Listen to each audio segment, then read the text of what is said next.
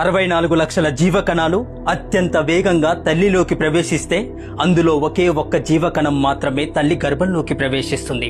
అది కూడా మొండాన్ని కోల్పోయిన ఆ కణం శిరస్సుతో మాత్రమే గర్భంలోకి ప్రవేశిస్తుంది. గర్భంలోకి ప్రవేశించిన తర్వాత కేవలం 24 గంటల్లో అండాన్ని పట్టుకొని బ్రతకకపోతే ముక్కలై బయటికి వచ్చేస్తుంది. అదొక పోరాటమే కదా, ఏమంటారు? కాదంటారా? ఆ పోరాటంలో మనకు దేవుడిచ్చిన సమయం కేవలం 24 గంటలు మాత్రమే. నిలిచావా బ్రతుకుతావు, లేదంటే ముక్కలై బయటికి వచ్చేస్తావు. అలా రూపం లేకుండా వెళ్లిన కణం రూపాంతరం చెంది రూపాన్ని పొందుతుంది. గర్భంలో కాళ్ళు చేతులు కదపలేని స్థితి, నోటితో చెప్పలేని పరిస్థితి. ఆ అంధకారంలో ఏం జరుగుతున్నా భరించాలి. క్రమంగా దేహం పెరుగుతుంది, దేహం మీద మోహం పెరుగుతుంది. గర్భంలో ఈ దేహం నేనే అంటాం, కానీ ఎలా?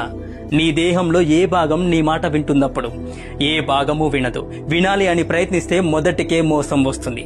చిన్నప్పుడు 2 అడుగులుగా ఉన్న దేహం క్రమంగా పెరుగుతూ 6 అడుగులవుతుంది. అందంగా మారుతుంది. క్రమంగా అందం మందమై ముదిరిపోయి ముడతలు పడి ఒక్కొక్క అవయవం క్రమంగా వేగాన్ని తగ్గించుకొని పనిచేయడానికి కూడా మొరాయిస్తాయి. అంటే మనం ముసలి వాళ్ళం అయినట్లే కదా. ఈ దేహం మనదే కదా, ఎందుకు మొరాయిస్తుంది? ఈ దేహం మనదే కదా, ఎందుకు ఒకప్పుడున్న రూపం ఈ రోజు లేదు? ఈ దేహం మనదే కదా, ఎందుకు నీ మాట వినడం లేదు? ఈ దేహం మనదే కదా, ఎందుకు వదిలేసి వెళ్ళిపోతున్నా? ఎందుకంటే ఈ దేహం మనది కాదు, ఆత్మ మనది కాదు, ఆ పరమాత్మది. అంతేగాని ఈ దేహం నాదే, నేను శాశ్వతంగా ఉండిపోతాను అనే భ్రమకి లొంగకూడదు. ఈ భూమి మీదకి ఏ కారణం చేత వచ్చామో తెలియనప్పుడు మనకున్న బాధ్యతలను మనం సక్రమంగా నిర్వర్తిస్తే చాలు. శాస్త్రాలు ఏం చెప్పాయో వాటిని అనుసరిస్తే చాలు.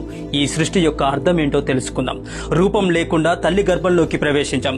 రూపాన్ని పొంది ఎన్నో మంచి కార్యాలు, చెడు కార్యాలు చేసి ఉండవచ్చు. చివరికి రూపం ధరించిన రూపం ఇక్కడే వదిలేసి వెళ్ళిపోతున్నాం కదా. అసలు మనం ఇక్కడ ఉండడానికి కారణం ఈ దేహం మనకు మన తల్లిదండ్రులు ఇచ్చిన ఒక అద్భుతమైన వరం. తల్లిదండ్రుల మీద దయలేని పుత్రుండు పుట్టనేమి వాడు గిట్టనేమి, పుట్టలోని జదలు పుట్టవా గిట్టవా విశ్వదాభిరామ వినరవేమా. తల్లిదండ్రుల మీద దయలేని కొడుకు పుట్టినా చచ్చినా ఒకటే. అలాంటి వాడు పుట్టలోనే పుట్టి ఆ పుట్టలోనే నశించే చెదపురుగు లాంటి వాడు. కాబట్టి తల్లిదండ్రులపై దయ, ప్రేమ కలిగి ఉండాలి. తల్లిదండ్రులకు వృద్ధాప్యం వస్తే వారిని పసి బిడ్డలలాగా, కన్న బిడ్డలలాగా చూసుకోవాలి. అలా చెయ్యని కొడుకు ఉన్నా లేనట్లే. తల్లిదండ్రులకు పిడికెడు బువ్వ కూడా పెట్టని వాడు బ్రతికి ఉన్నా చచ్చిన శవంతో సమానమన్నారు. హరే కృష్ణ.